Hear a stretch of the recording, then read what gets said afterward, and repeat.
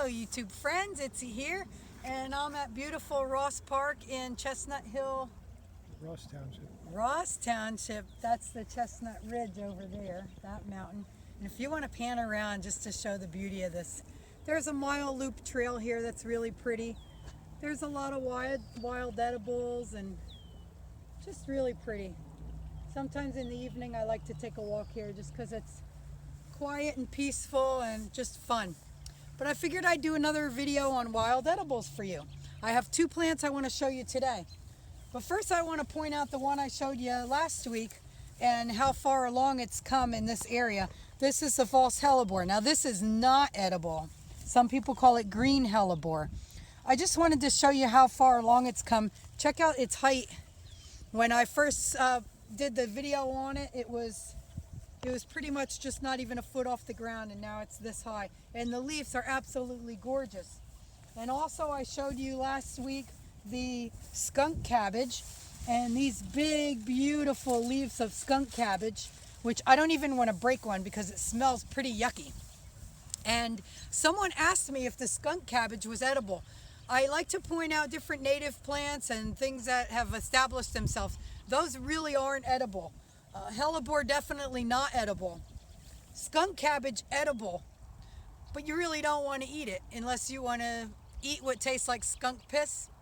So there are people who've eaten it, and what they do is they take the leaves, the young leaves, and they boil them once, get rid of the water, boil them twice, get rid of the water, boil them 3 times, get rid of the water. By that time their house smells like a skunk ran in and just kind of did its thing all over the house. So if you don't mind that, then go ahead and eat it.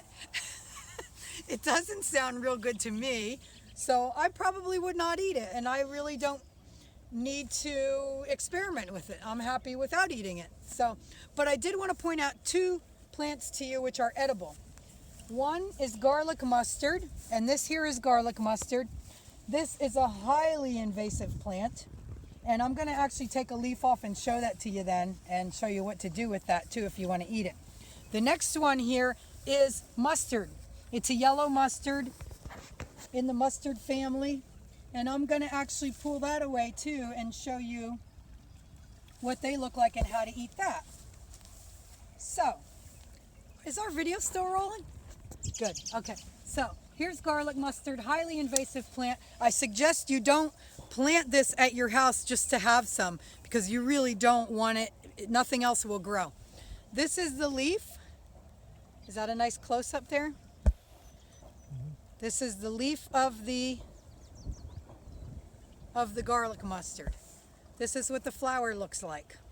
It's a long stalk. Now, if you want to eat this, it tastes okay. I myself am not that crazy about it, but just to eat it and to have some wild foods in your garden, I mean in your salad, when you go to someone's house and you want to have some little wild edibles in there, you could take a couple of these leaves and tear them up and put them in. Or just take the smaller leaves like this and just put them directly in the salad. Flowers, very pretty, also edible. So you can eat the flowers of the garlic mustard. You don't really want to eat the stem. Like I said, you don't want to plant this. This is highly invasive. Most people, once it starts, it's almost impossible to get rid of without using poisons, and that's something I really don't like to do, for sure. So then you have the next one that I wanted to show you, and that's this here. It's growing in the middle of a bunch of other things, so you want to make sure you have the right thing. This is the mustard. It's a yellow mustard. Flowers are edible. Leaves are edible. And this leaf, I'll show you up close here. Oops. Here's the leaf. And it's a typical mustard looking leaf. If you start learning what your different mustards look like, that's what it looks like. That's edible. And these actually taste a little better to me than the garlic mustard. The flowers here, very pretty yellow. Make sure you know what you're doing before you go and eat things, for sure. Make sure you know what's going on. Yes.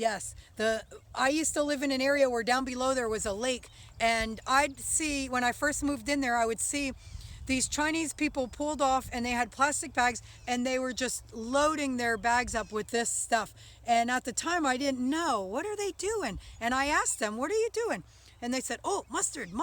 So they were telling me about how they cook it. So you can cook it too. I would probably prefer it raw just because I like to eat most of my food raw. So you could just take these leaves and put them in the salad. And when you get your mesclun mix, say you get like a spring mix at the store, there's leaves that are shaped like this that are in the mustard family also. And you'll recognize them, right? You'll recognize what they look like. So here they are. So we got the mustard, edible, very edible, tastes pretty good. I'm not really all that crazy about it. It's kind of bitter. But then the garlic mustard, which I'm not real crazy about that either. And, you know, you can eat it if you'd like. Try it, see what you think about it. And then go from there. I mean, some people think you could go out and make a huge meal out of all these wild edibles. And I guess you kind of can if you really wanted to. Most of them are bitter or strong tasting, where you would want to rather add them to maybe a romaine salad or even a spring mix or something like that. But that's just what I wanted to show you today. Thanks for watching, and I really appreciate you being here. And I will talk to you soon. Subscribe down below, and I'll catch you later. Peace and love to you. Thank you.